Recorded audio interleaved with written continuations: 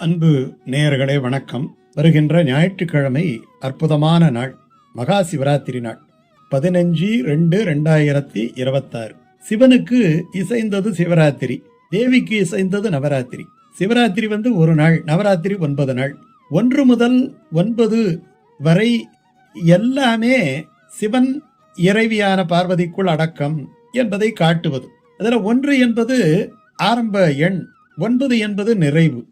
சிவன் ஆதாரமாகவும் சக்தி அதன் விசையாகவும் இந்த உலகத்தை இயக்குகின்றார்கள் என்பதை காட்டுவதுதான் இந்த சிவராத்திரி தத்துவம், அம்மையப்ப தத்துவம். நவராத்திரி காலத்தை தட்சிணாயன காலமாகிய புரட்டாசி மாதத்திலே கொண்டாடுகிறோம். சிவராத்திரியில் பாருங்க, உத்தராயண காலமாகிய மாசி மாதத்திலே கொண்டாடுகிறோம். சிவ வழிபாடு உலகின் மிக தொன்மையான மூத்த வழிபாட்டு முறைகளிலே ஒன்று. சிந்து சமவெளி நாகரிக காலத்திலேயே சிவ வழிபாடு இருந்ததற்கான அடையாளங்கள், அதாவது இந்த பசுபதி முத்திரைன்னு சொல்றோம் இல்லையா, அதெல்லாம் நிறைய கண்டுபிடிச்சிருக்கிறாங்க. வேத காலத்திற்கு முற்பட்ட காலத்திலேயே ஆதியோகி ஆகிய திகழும் சிவபெருமான் யோகம் மற்றும் கலைகளின் கடவுளாக போற்றப்படுகிறார். சிவனுக்கு எத்தனையோ பெயர் இருக்கு. ஆலமர் செல்வன், ஆதிரையான், ஆனேற்று குடையுடையான், ஈசன், ஈர்ச்சடை அந்தணன், காலக்கடவுள், தாழ்சடை பெரியோன், நீலமேனி, வாலிழை பாகத்து ஒருவன், மணிமிடற்றன், முக்கட்செல்வன், இப்படியெல்லாம் சிவனுக்கு நிறைய பெயர்கள் இருக்கின்றன. அந்த சிவராத்திரி கொண்டாடுகின்ற விதம் இருக்குது இல்லையா, ஒவ்வொரு மாசமும் சிவராத்திரி வரும். மாதம் சதுர்த்தசி இரவு சிவராத்திரி தினம். அன்னைக்கு பாத்தீங்கன்னா சிவராத்திரியை தவறாம கடைபிடிப்பாங்க. ஆனா இந்த மாசி தேய்பிறை சிவராத்திரி என்பது ரொம்ப ரொம்ப விசேஷம். பாக்கி சிவராத்திரியை கடைபிடிச்சாலும் கடைபிடிக்காட்டியும், எப்படி வைகுண்ட ஏகாதசியை மற்ற ஏகாதசியை கடைபிடிக்காட்டி கூட அன்னைக்கு கடைபிடிக்கிற மாதிரி இந்த முக்கியமான சிவராத்திரியான மாசி சிவராத்திரியை உபவாசம் இருந்து அன்றைய தினம் இரவிலே 4 ஜாமத்திலும் வழிபாடு செய்து, அதற்கு அடுத்த நாள், சிவராத்திரிக்கு அடுத்த நாள் காலையிலே நீராடி சிவபூஜை செய்து சிவதரிசனம் செய்து பாரணை, அதாவது பாரணை என்ன, அன்னைக்கு படைச்சிட்டு விரதத்தை நிறைவு செய்வது. அது அடியார்களோடு சேர்ந்து உணவுண்டு இந்த விரதத்தை நிறைவு செய்ய வேண்டும். இந்த 4 யாமம் என்று சொன்னோம் இல்லையா, சாயங்காலம் சிவராத்திரி அன்னைக்கு 6 மணிக்கு ஆரம்பிச்சு அடுத்த நாள் காலையில் 6 மணி சூரிய உதயம் வரைக்கும், சூரிய அஸ்தமனத்திலிருந்து சூரிய உதயம் வரைக்கும். இதுல 4 கோலத்திலே இறைவன் காட்சி தருகின்றான். அதுல 6 மணியிலிருந்து 9 மணி முதல் யாமம் என்று சொல்லுவாங்க. அப்ப சிவபெருமான் சோமஸ்கந்தராக காட்சி தருகிறார். 2ஆம் யாமம் 9லிருந்து 12 மணி வரைக்கும். அது கொஞ்சம் முன்ன பின்ன இந்த டைம் எல்லாம் கோயிலுக்கு கோயில் மாறி இருக்கும். அது தென்முக கடவுள் தட்சிணாமூர்த்தி. 3ஆம் யாமம் என்பதுதான் ரொம்ப முக்கியமான விஷயம். சிவராத்திரியிலேயே நிச்சயமா தூங்காம விழித்திருக்க வேண்டிய நேரம் அப்படின்னுட்டு ஒரு நேரம் சொல்லுவாங்க இல்லையா, அது எதுன்னா 11:30 மணியிலிருந்து விடிய காலம் ஒரு 2 மணி வரைக்கும், அது நடுநிசி நேரம்.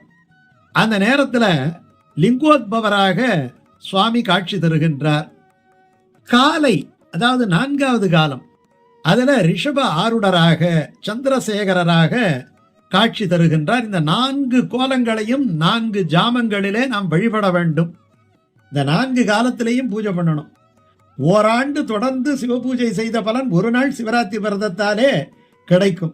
அதனால சூரிய அஸ்தமனத்தில் ஆரம்பிச்சு, அது பிரதோஷ காலம், அதுல தான் ஆரம்பிக்கணும். சாயங்காலங்கிறது பிரதோஷ காலம் இல்லையா, அதுல ஆரம்பிச்சு 4 யாமங்களிலும் அல்லது ஜாமங்களிலும் 4 விதமான சிவமூர்த்தங்களை அபிஷேகம் செய்து மலர்களாலே அர்ச்சனை செய்ய வேண்டும்.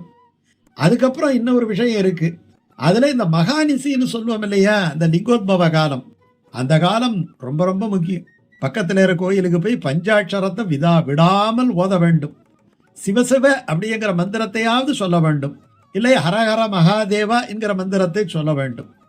இப்படி அந்த அந்த நாளில் ஜபம் செய்யறது ரொம்ப ரொம்ப விசேஷம். இந்த விரதம் இருக்கிறது எப்படின்னா, சிவராத்திரி விரதம் இருப்பவர்கள் இரவு உறங்காமல் சிவபூஜை, சிவநாம ஜெயம், சிவதியானம், சிவபஜனை, சிவதரிசனம், சிவத்தொண்டு செய்ய வேண்டும். நமச்சிவாய என்கிற மந்திரத்தை இரவு முழுதும் உச்சரிக்க வேண்டும். அன்னைக்கு காலையில குளிச்சுட்டு சாயங்காலம் முழுக்க நல்ல கதைகளை கேட்க வேண்டும். கோயிலுக்கு போய் சிவாலயத்திலே பலிபீடத்திற்கு அருகில் நமஸ்கரிக்க வேண்டும். ஆண்கள் அஷ்டாங்க நமஸ்காரம், பெண்கள் பஞ்சாங்க நமஸ்காரம் செய்ய வேண்டும். சிவாலயத்துள் எப்போதும் திரியாங்க நமஸ்காரம், அதாவது 2 கரங்களையும் சிரம் மேல் குவித்து செய்கின்ற நமஸ்காரம் செய்ய வேண்டும். இது அந்தந்த சன்னதிக்கு ஏற்ற மாதிரி செய்யணும். சிவராத்திரியின் போது நல்ல வேதம் தெரிஞ்சா ருத்ரம், வேத மந்திரங்களிலே ருத்ரம் ரொம்ப விசேஷமானது, அதை பாராயணம் பண்ணலாம். அல்லாட்டி சாதாரணமான வேத மந்திரங்கள் இருக்கு. நமஸ்தேஸ்து பகவான் விஸ்வேஸ்வராய மகாதேவாய திரியம்பகாய திரிபுராந்தகாய திரியாக்னி காலாய காலாக்னி ருத்ராய நீலகண்டாய மிருத்யுஞ்சனாய சர்வேஸ்வராய மகாதேவாய நமகா அப்படிங்கிற ஒரு இனிமையான மந்திரம் இருக்கு, சின்ன மந்திரம், அதை சொல்லலாம். இல்லாட்டி மாணிக்க வாசகனுடைய ஈசனடி போற்றி எந்த அடி போற்றி தேசனடி போற்றி சிவன் சேவடி போற்றி நேயத்தே நின்ற நிமலனடி போற்றி மாய பிறப்பருக்கும் மன்னனடி போற்றி அப்படின்னுட்டு அந்த சீரார் பெருந்துரை நம் தேவனடி போற்றி ஆராத இன்பம் அருளும் மலை போற்றி அப்படின்னுட்டு சொல்லலாம். அன்னைக்கு கொன்றை மலர்களாலே அல்லது வில்வ மலர்களாலே அர்ச்சனை பண்ண வேணும். ஏன்னா தேவாரத்துல பாட்டு வருது, பொன்னார் மேனியனே புலித்தோலை அறக்கசைத்து மின்னார் செஞ்சடை மேல் மிளிர் கொன்றை அணிந்தவனே. இந்த கொன்றை மலர்கள் மன்னே மாமணியே மழபாடியுள் மாணிக்கமே அன்னே உன்னையல்லால் இனி யாரை நினைக்கேனே அப்படிங்கிற பாட்டு. காலையில எழுந்து குளிச்சு அந்த சிவமந்திரத்தை சொல்லி பக்கத்திலே இருக்கக்கூடிய சிவனார் கோயிலுக்கு சென்று வணங்கி அங்கே நடைபெறுகின்ற காலக்ஷேபங்களை எல்லாம் கண்டு, அன்னைக்கு அவசியம் சாப்பிடக்கூடாது, அன்னைக்கு அன்னதானம் எல்லாம் ரொம்ப பேர் செய்கிறார்கள், மறுநாள் தான் செய்ய வேண்டும், இல்லாட்டி முதல் நாள் செய்ய வேண்டும்.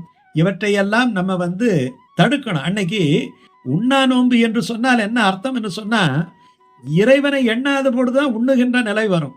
இறைவனை எண்ணிக்கொண்டே இருப்பவர்களுக்கு நம்மளே ரொம்ப சின்சியரா ஒரு காரியத்தை செய்யும்போது சாப்பாட்டு நினைப்பு வராது.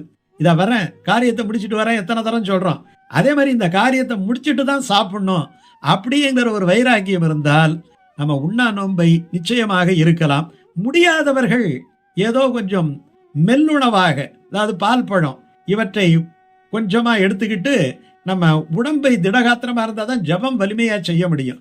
அல்லது கோயிலை வலம் வரலாம். அதற்கு தோதாக நம்ம என்ன பண்ணலாம் என்று சொன்னால் சிற்றுணவை எடுத்துக்கொள்ளலாம். பேருணவு வேண்டியதில்லை, அது பாரணைக்கு பின் தான் எடுத்துக்கொள்ள வேண்டும்.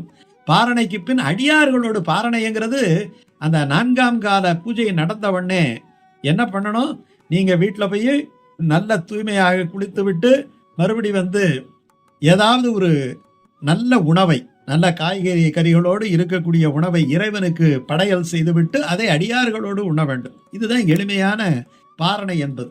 இந்த பாரணையை நீங்கள் முடித்து கொண்டால் உங்களுக்கு காலங்காலமாக சிவனை வழிபட்ட பலன் இந்த ஒரே நாளிலே கிடைத்துவிடும்.